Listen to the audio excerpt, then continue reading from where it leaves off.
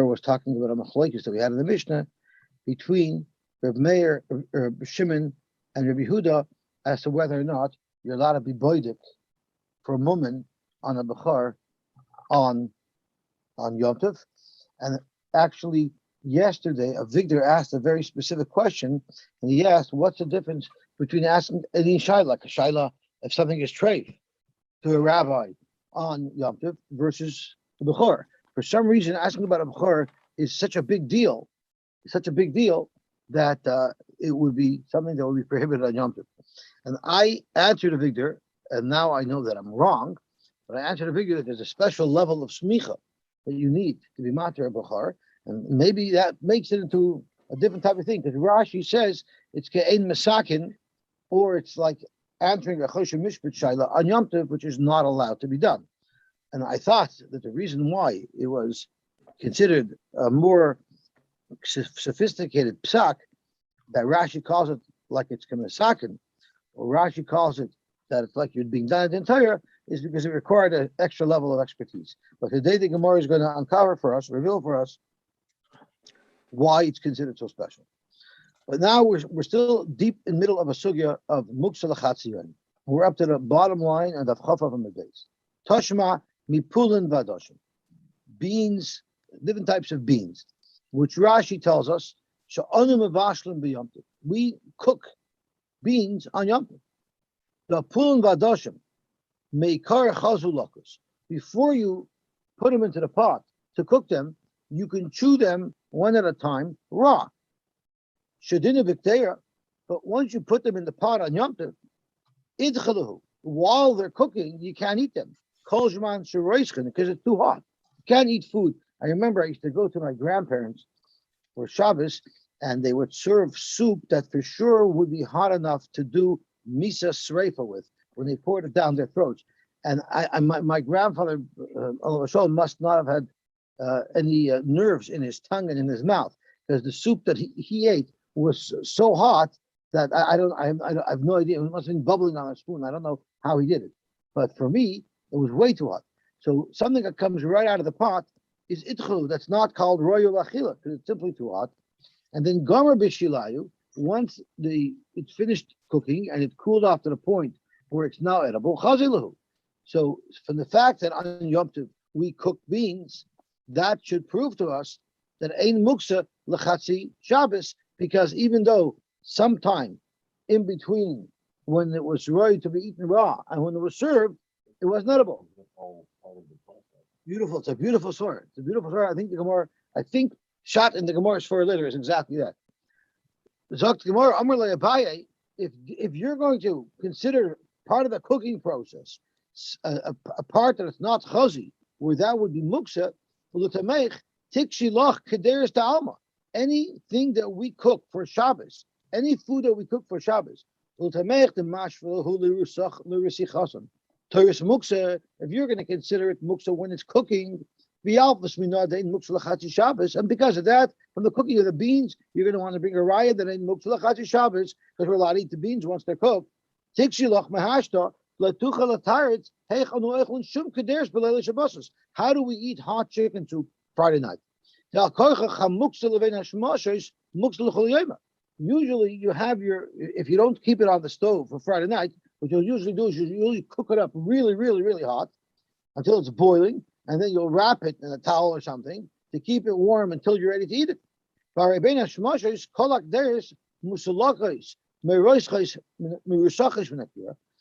of the chicken soup pots have been taken off boiling hot before it was even able to be eaten.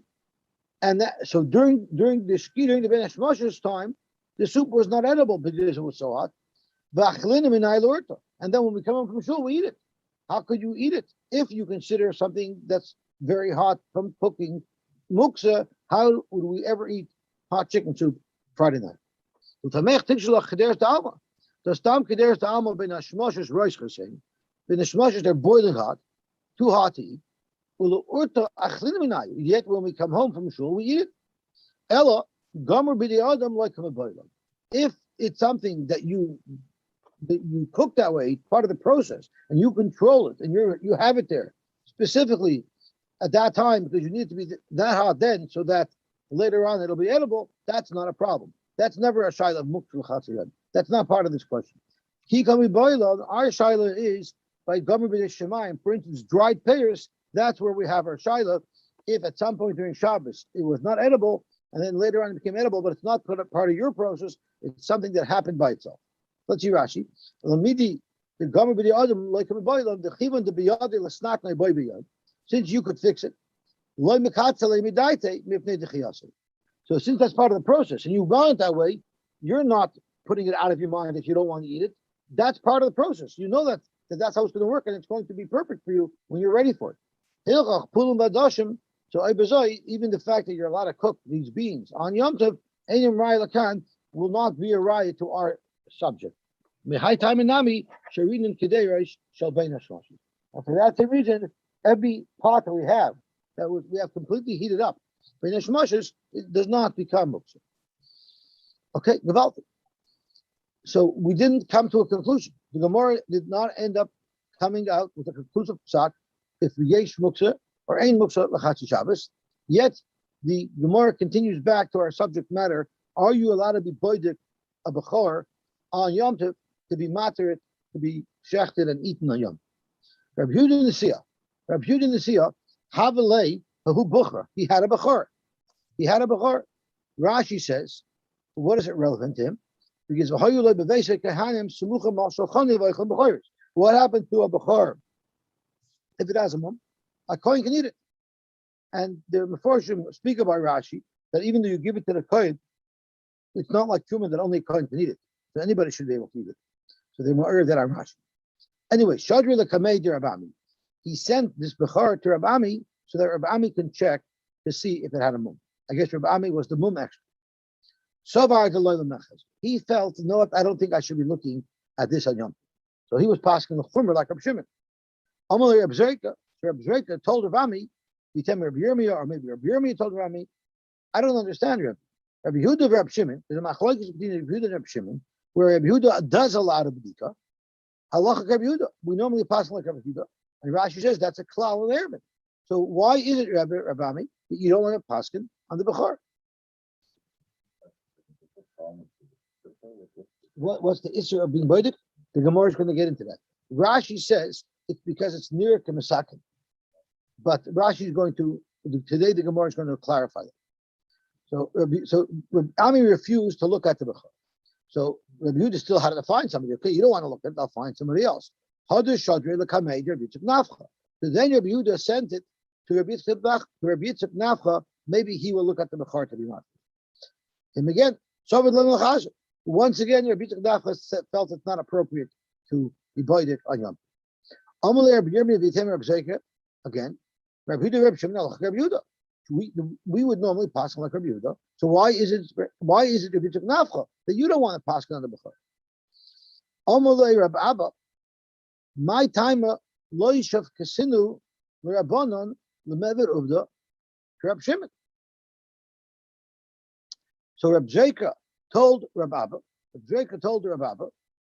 It says Amalei Rabbi Zreika Rabbi Abba. Rabbi Zreika told Rabbi Abba, why don't you pass in? So Amalei Rabbi Zreika. Amalei Rabbi Abba. Rabbi Abba said, my timer lo yishav kasinu l'Rabbanon l'mever uvda Rabbi Shimon. Why do you have a problem if we want to be machmir like Reb Shimon? So Rabbi asked him back, "Vos epis, you want to be machmir like Reb Shimon?" And Rashi says, "My biyotcha b'shavkas Reb Yehuda u'bois l'mevis Reb Shimon." In other words, mi shamat the halacha Reb Shimon. Since we normally paskin like Reb Yehuda, vos epis, you Rebbe want to paskin here like Reb Shimon, and you don't want to paskin on the before. Amar lei, hachi amar Reb Zeir. This is what Reb Zeir said. Halacha Reb Shimon. Reb Zeir said halacha like Reb Shimon, and that's one of the reasons why I don't want to pass him. Amar Mandahu. Someone said. Rashi says echad min talmidim mishahu v'leinadi shemoy. So one of the talmidim said, we don't know which talmid it was. He said, "Aski va'asak lahasam." I should be zeichas at Rashi. Yirochin she'eskalalis le'er Yisrael l'makam she'Reb Zeir sham. Since you're quoting from Reb Zeir.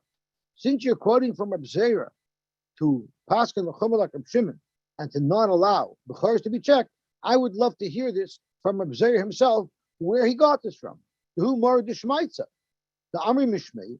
Reb Zeir is the person who you're quoting to support that you should paskin like Reb Shimon and not look at the Bechor. The Amri Mishmei alach Reb Shimon, the Agmer l'Shmaitza mikumi. I would like to hear it directly from him and get his reasoning for paskining like Reb Shimon, which is not classic, not typical. You should normally paskin like Reb Yehuda. The Agmer l'Shmaitza mikumi. I want to hear it. I want to hear the psak directly from Reb Zeir. He saw the Kabbalah when he actually finally made it to Eretz Yisrael. This Talmud, we don't know what his name was. Ashkechai le Reb Zeir. He met Reb Zeir. Omar lay, and he asked him, Omar Mar Halacha Reb Shimon, are you saying over that you know for a fact that psak is like Reb Shimon? Mar is a respectable title, like Sir, Your Honor. What? So he asked him, did you really hear that you're supposed to pass like Reb Shimon? I actually never heard of psak like Reb Shimon. Ana mistaver amri. I actually came to my own conclusion because of a logical calculation that I made. So Rashi, kach amarti, what I said was the mistaver Reb Shimon. It's mistaver, it's logical to paskin like Reb Shimon. Avoloi shamati shehukfa halacha l'maisa k'moshe. I never heard like Bezdin paskin halacha l'maisa like Reb Shimon. I'm paskin like Reb Shimon because it seems to me from my logic that should be the case. Why? It says in our Mishnah, and here's where we're going to reveal, where the Gemara reveals the reasoning for Reb Shimon, why it's near Kamasaka. It says in our own Mishnah, Reb Shimon Omer, Kol she'ein mumay nikr midoydon. If you cannot tell the mum in Erev Yom Tov, in other words, the mum was not there on Erev Yom Tov, ein zeh min hamuchim. It's muksa. It's not min hamuchim. V'katani la b'braisa v'loshin chacham. And in the braisa that we quoted yesterday, it refers to the shita that you're not allowed to be boidik karbonis on Yom Tov, with the shita of the chachamim shemamina mistaver kavasa, which would indicate that we pass like him because the braisa refers to Reb Shimon as the chachamim. We had this yesterday. We had it right over here, halfway down the Chavavim days. It says Chachamim Oimrim Ein Zemin Amochen, and Rashi told us right there Chachamim Oimrim Afilu Di'avid V'Har Reb Shimoni. This is Reb Shimon. So you see in this brisa that the shita of Reb Shimon was referred to as the Chachamim Stoma.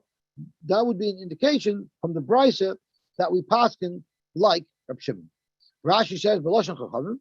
The Ketana Leil also vice versa. This b'Yadei Ben Shenol by Mum Be'Erev Yom Tov Ben Shenol by Mum B'Yom Tov Chachamim Oimrim. And Rashi said over there, like he says here, Reb Shimon who Reb Shimon who passes this way, the Kari Lei Chacham. So Reb Zeir said the reason why I thought he's macham like Reb Shimon is because there's another brisa that seems to indicate that he is the Chacham. That's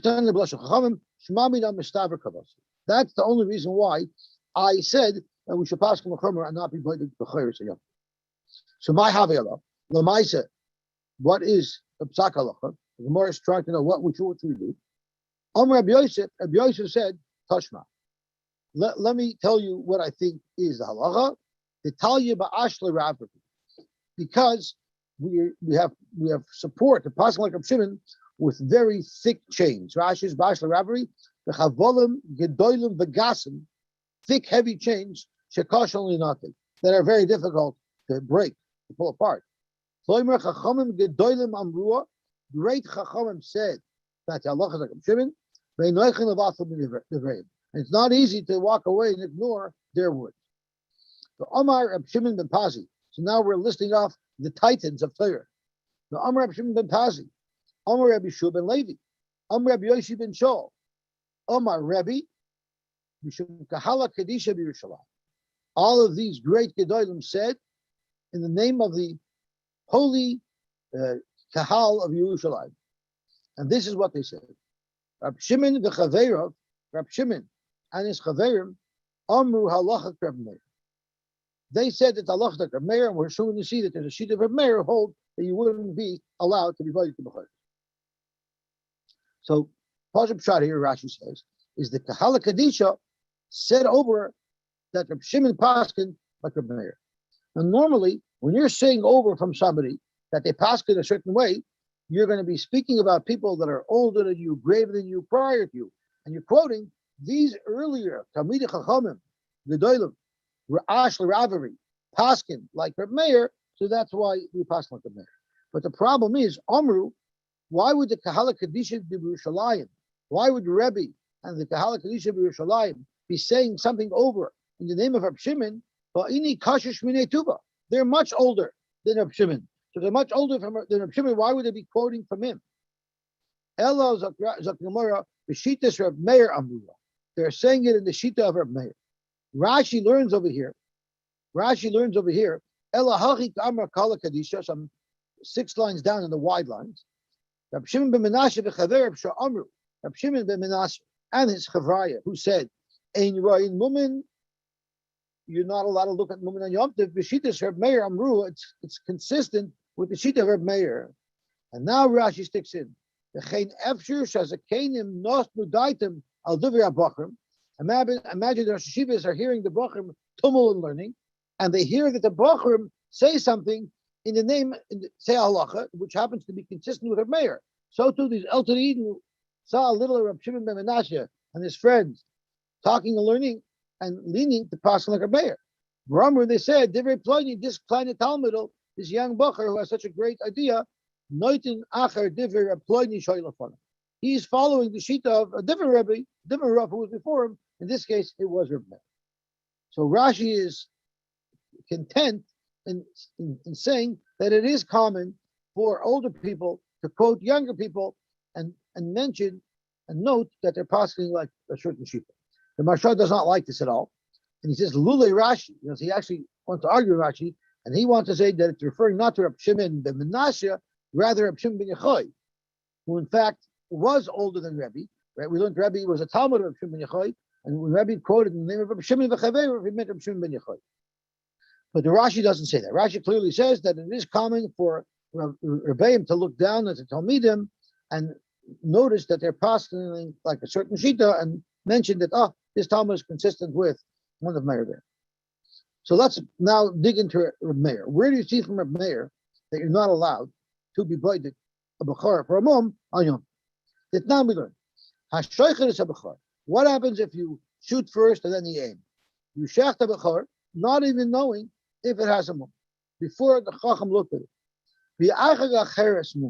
And only after you shechted the bechor did you first check with a Rav to see if it had a mum.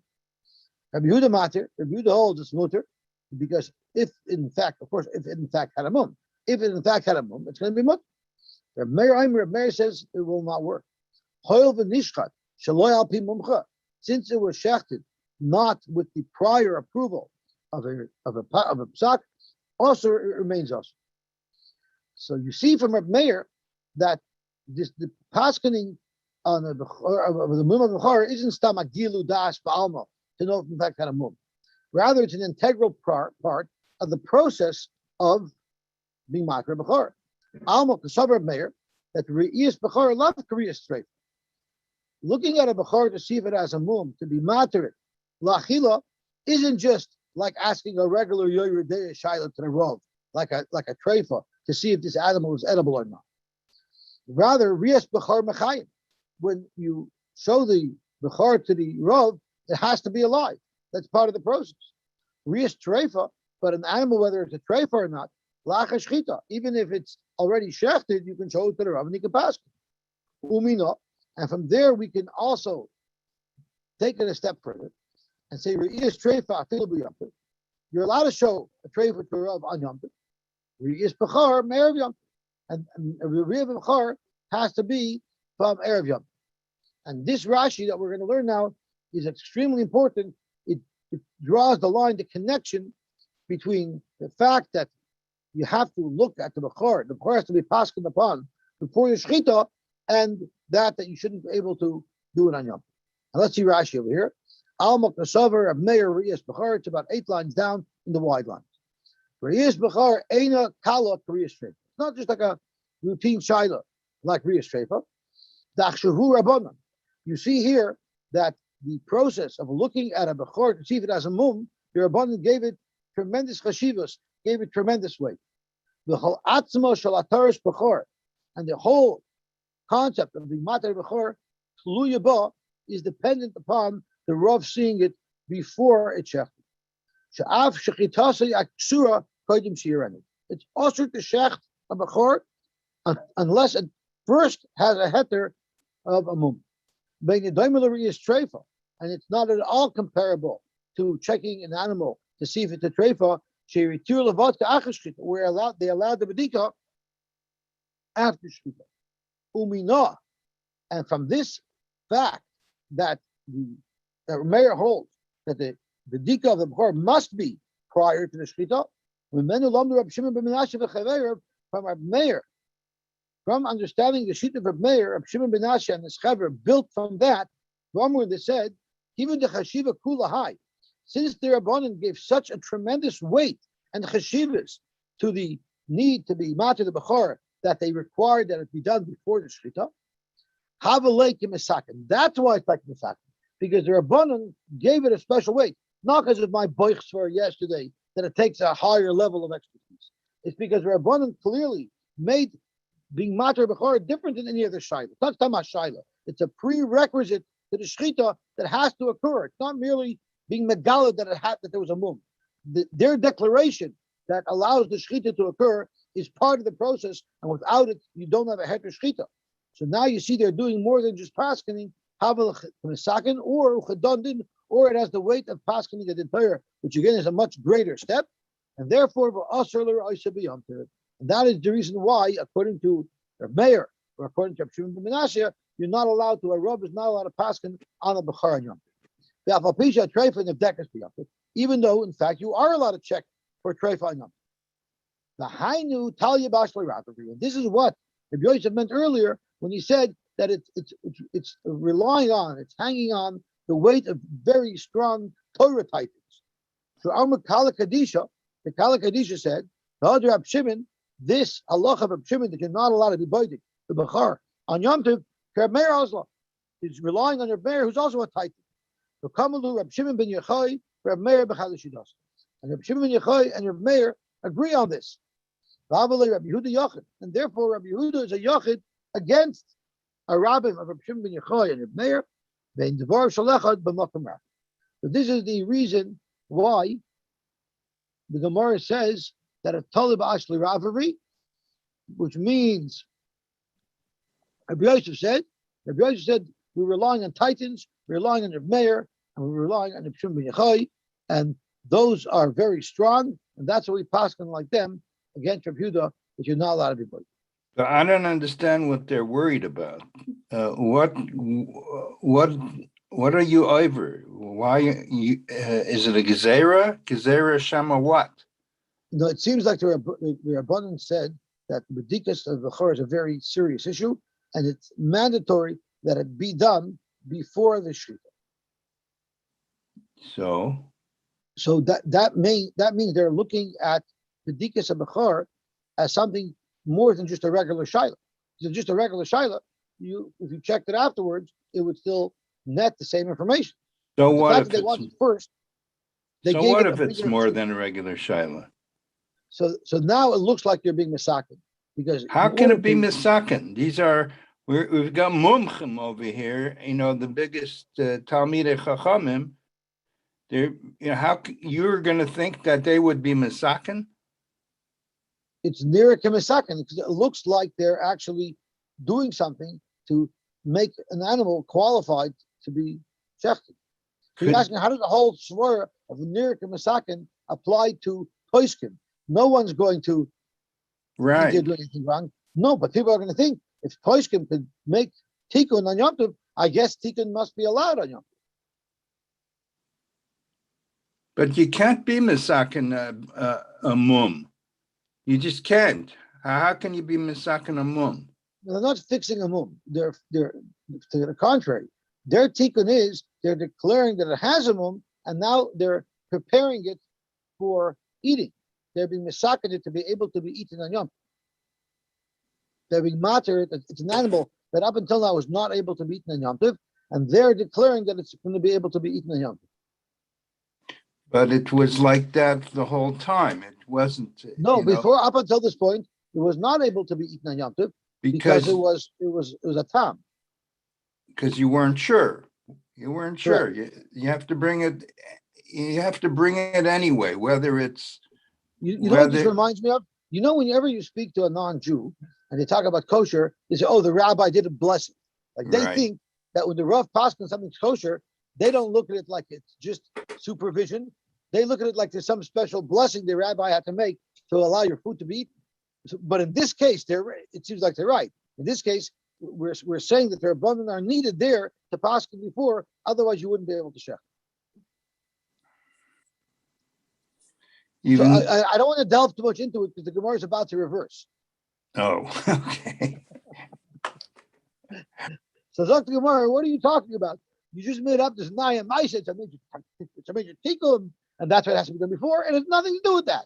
It has nothing to do with that at all, Dr. Gemara. Dr. Gemara, Amar Habaye, what are you talking about? Otu Hasem, Baroyan Mumin Pligi? What do you think that the Shaila is about whether or not you think the machlokes in the Beitzah about whether or not the Rav has to say before or after is totally in the machlokes of if you're allowed to see a mum on Yom Tov, meaning it's a special magic that they have to do to allow the korban to allow the animal to be shafted and to release its kedusha. It has nothing to do with that. The knasapli, the whole thing, the Rebbeinu doesn't let you eat it if you shafted it before you ate it is a knas because you should have checked it first. If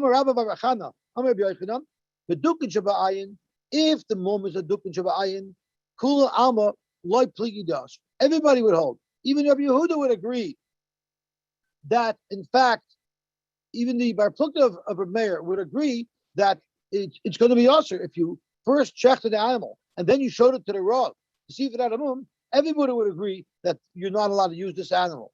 You know why? Mishum de mishtanin. It's quite possible that right now, when they look at the animal dead, the mum that it has, it looks like it's a real mum. But it's possible that if they would have checked the animal who was alive, that mum wouldn't have been a mum. In other words, it actually can change. The nature of the wound will actually change once the animal dies. If that's the case, showing it to the rabbi after the fact won't help you because you have no idea what occurred before. Keep ligi, the machlokes between Rav Meir and Rabbi Yehuda, who's matir, if you didn't show it to the Rav first, is b'mum and shabaguf. It's a mum in the guf, which would not have changed. Rabbi Meir shabagaz rinon mum and shabaguf ata mum and shabayin. Rabbi Meir holds we don't allow any mum to be examined after the shechita. You know why? Because if you do that, the Rav might also look at mumin after the shechita that could possibly have changed. So because that we don't allow any mumin to be nivdak after the shechita, everything has to be checked before. So it has nothing to do with the special blessing, the special heter that the Rav is placing, and therefore you should say it cannot be done in Yom Tov. It's very practical. It's very, very practical. Everybody agrees if the mum could have changed, you can't check. And the question is, are you glazer not to allow any mumin to be checked after the shechita? So you don't have a right anymore. You don't have a right anymore from this machlokes to paskin like Reb Shimon. And Amar Rab Nachman, you took masnis and namideka. If you look at our Mishnah, it's also seems from our Mishnah that that's the reason. The Katanya Reb Meir Omer, it doesn't say Reb Meir Oyser. It doesn't just say Reb Meir Oyser. In our Mishnah, you're not allowed to look at mumin on Yom Tov. It says Hoyel v'nishchat shaloi al pi mum charaser. So you see clearly it's a knas because he himself explains why he's not allowing it. I'm not allowing it is because it was shechlet shaloi al pi mum. Shemamina knasa hu tikakonis shemamina. Clearly, you see that Reb Meir is constant. So it's right over here. It's not the Mishnah. Not because there's some special process that has to be done. It's a knas. You didn't follow the rules. It's going to be asati. So your whole theory about this special blessing that the rabbi is doing to be misakin it does not hold water. Zokta Marvaiter. Ami Vardina. Ami was the very beautiful Ami. He looked like a rose. He was beautiful. Rashi says Ami Vardina. No, he was a very good-looking guy. Hashem he was compared to a rose. You never call a gadol b'Torah that pretty boy. It's like it's inappropriate. It's referring to his city. He came from the city of pretty. So the pretty Ami, because he came from Pretty. The Bami Prete, the Bami from the city of Pretty.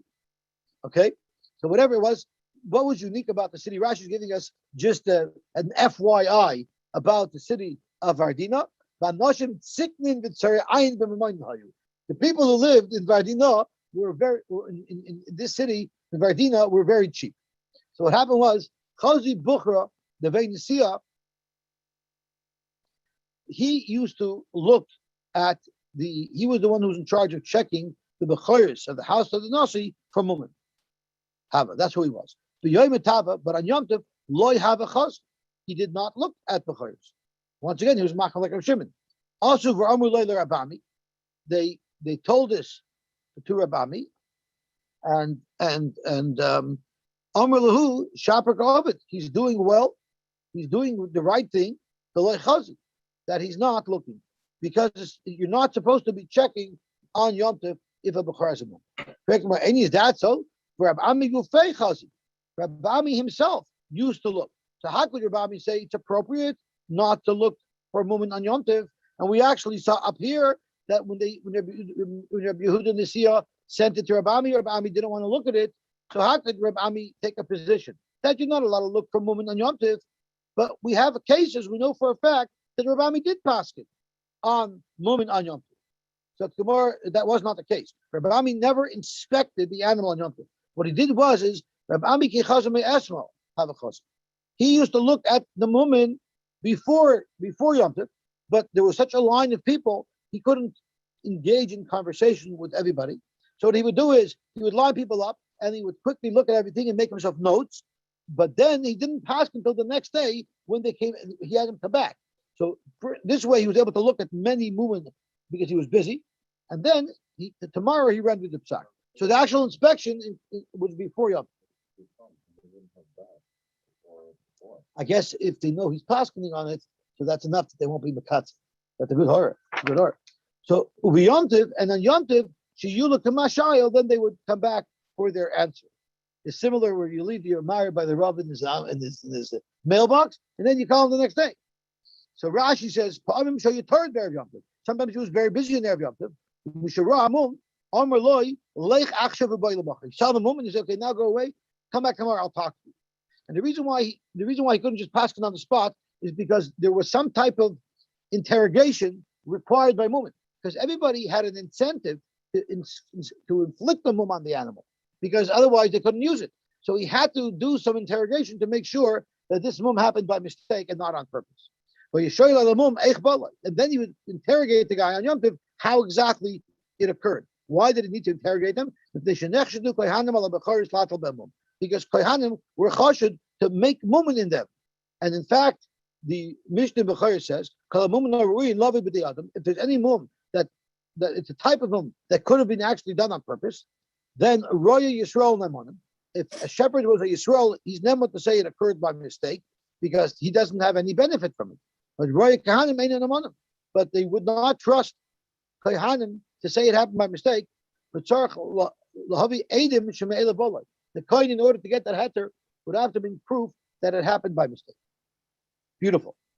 Exactly what occurred. Just like the following story, he brought a Bechor to look, to have Rava look at late in the afternoon. Have a Yosef Rava the Chachai of Reishi. Rava was in the middle of showering. He picked up his eye, and he looked at him. And then Amrullah, he said, Zilha idna, leave now, the Solomachar, and come back tomorrow, and we'll discuss whether or not you're allowed to use this. He also Solomachar. When the gentleman came back the next day, Amrullah, Hechi Avuvda, tell me exactly what happened, what caused the mum to happen. Amrullah, I was piling up, or there was a pile of barley on one side of the gate. And this cow, or this animal, this bechor, was on the other side of the gate. When this animal wanted to go eat, he put his head in, and the edge of the barley busted up his lip. Rashi's korus ripped the lip of the animal. That's one of the movement of a bechor. If it splits its lip, that's very easy to tell. Amalei. So Rabbi asked him, Dilma ad garmislei. Maybe you caused it. In other words, midas nasata sarmisham. Maybe you purposely, not that you actually punched the animal, but maybe you caused it by placing barley there because you know that barley is something that the animal could bust up his lip with. There's to try to cause the bechor to become balmum, but they toyach hagadol by yitish hudalov because it's a terrible burden to have to harbor a animal that's a carbon that's kosher. Yisrael is only responsible to keep his animal and take care of it for 3 months, and after that you give it to the kohen, and if it takes 10 years, the kohen's got to watch it like a carpet. So you have every incentive to want to cause them. I didn't do. Now, frankly, tomorrow we're not telling the grandma officer, since Rava wanted to make sure that not only that the kohen didn't do it by hand, but the kohen didn't even cause it to happen. Who said that would be a problem? The Tanya, it says in the pasuk, mum lo boy. You're not allowed to make a mum in an animal. Only elish lo boy mum. You only know from this pasuk that you're not allowed to make a mum. How do you know that you're not even allowed to cause it to get a mum? For instance, in our case, putting the barley there, or in these cases,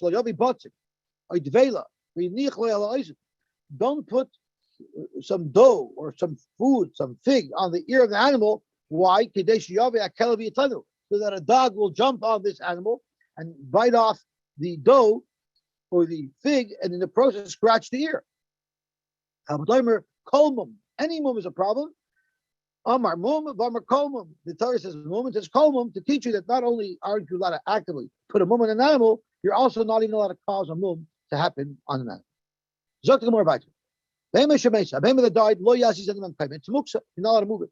Umaycha, there's a story. Misholos are tired for the lel. They asked him tired on the halacha of moving a dead animal, and yalachala shenit mas, and chala, which is like truma, that became tamei.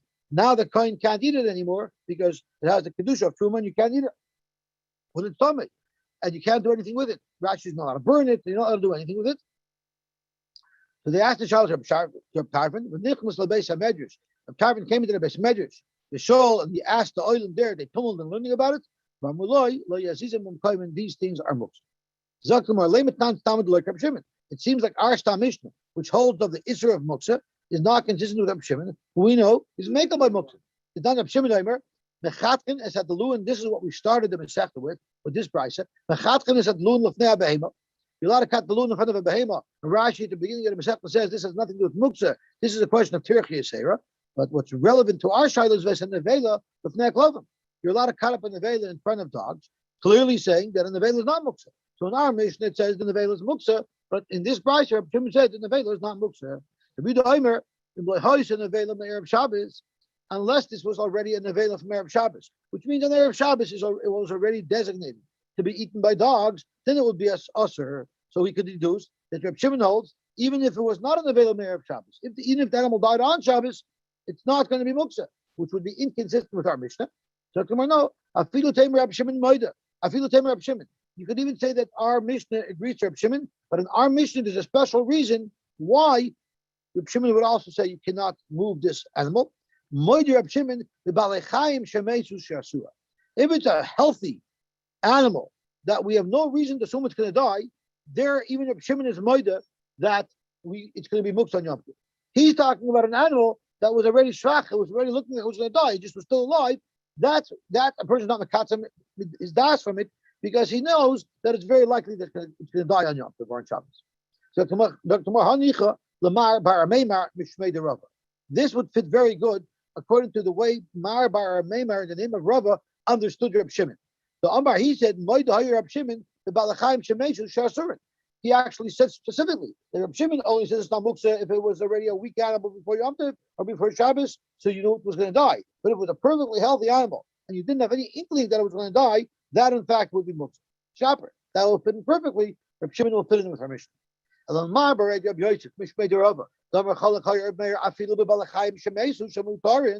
Shimon knows even if you had no inkling that it was going to die, and therefore you had no inkling that you would even everybody use it on Yom Tov or on Shabbos, that it's still mutter. Michael Meimar, how are you going to explain our Mishnah? Why in our Mishnah, according to Reb Shimon, how can you explain that it's going to be muksa? say that our Mishnah is speaking of a behemoth of kochim. A behemoth of kochim, you're not allowed to cut up and feed the dogs. So therefore, a behemoth of kochim, a regular behemoth, is never muksa, because you always have in mind that even if it dies, you can use it for a dog.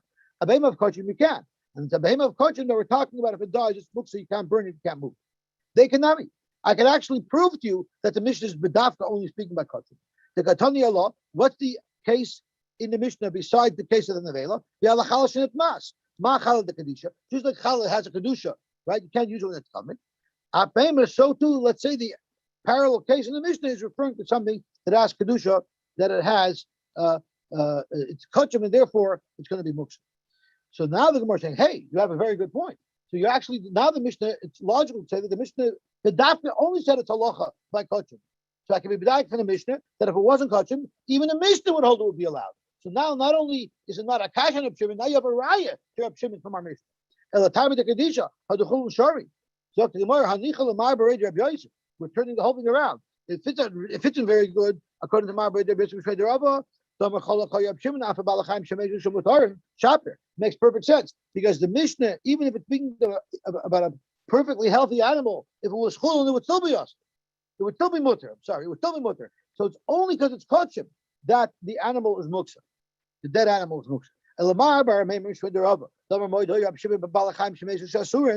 According to the Shita, who holds that Reb Shimon holds that if it was a perfectly strong and live animal, even if it was chulun, it would be usher. Michael Meimar, how could you explain our Mishnah? Because our Mishnah seems to say dafka by behemoth kochim, but sai according to Reb Shimon, sai according to Reb Yehuda, it was perfectly healthy. Even a behemoth of chulun you'd be able to, wouldn't be muksa.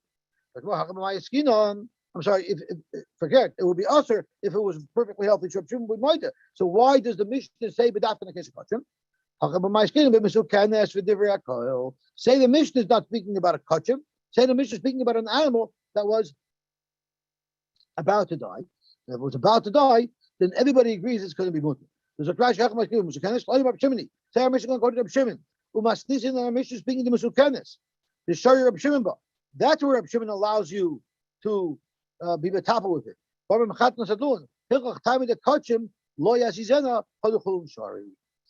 If it was a baby, it was a kenes, it would be mutter no matter what, right? It would be mutter no matter what. Therefore, in our Mishnah, the only way our Mishnah could be speaking in the case of Isser if it was also an animal of kochim. So it was kochim usukenes. If it was chulun under those circumstances, according to Reb Shimon, it would be mutter. It had to be a case of kochim because even under those circumstances, it will be usher because you cannot use it to feed your dog. Zok more weiter. A nimnin ala behema lechatchila b'yom. Well, what happens if you need meat on Yom Tov? You don't have a cow. So what you can do is you can go to the butcher and you can say, listen, if you're going to shecht an animal, I want to buy 10 pounds of meat, $10 a pound. I want $100 worth of meat from this animal. You're not allowed to do that on Yom Tov. Aval nimnin Allah me'erev Yom Tov. But you are allowed to go before Yom Tov and buy a share of an animal that will be shechted the next day. But on Yom Tov, what you're allowed to do is you're allowed to say, I want 10% of this animal without discussing money. And after Yom Tov, you'll worry about the money. So my einim, what does einim mean? And really, the Gemara is going to clarify what I just said. Amar Bida Amar Shmuel, ein poiskin domin lechatchila ala behema b'yom. You're not allowed to go on Yom Tov and tell the butcher, I can't buy the whole cow, but I want $100 worth of meat from this cow when you shecht it, and the butcher himself will divvy it up to different customers. So what do you do? How is the vendor going to know what to charge me? If I just say I want 10% of the behema, tomorrow he can't weigh the meat because tomorrow it's eaten already. So what do? Amarav, maybe stay behemoths. The vendor will take two animals that are identical in size and weight and features. They put it side by side. And he says, I want 10% of the animal, same as this animal. Then the next day, after Yom Tov, he can cut up the other animal and weigh each part, and that's how he'll charge the people who bought from him the day before. You're not allowed to sign up to be a partner in an animal, to pay the butcher to buy $10 worth of meat, $2, $20 worth of meat. But you could say that I want a third of the animal, I want a quarter of the animal, and then the value of the animal will be determined after Yom Tov. Okay, we'll stop here. We're going to learn the Narbi from Mincha on Shnei Teres, Narbi Mincha on Simchas Torah. And the Matzah Simchas Torah we'll learn both blood that we missed, both Koyach, Chavches, and Chavtes. Shkoyach, everybody, everyone for Yom Tov, and Nagit and Kvittel.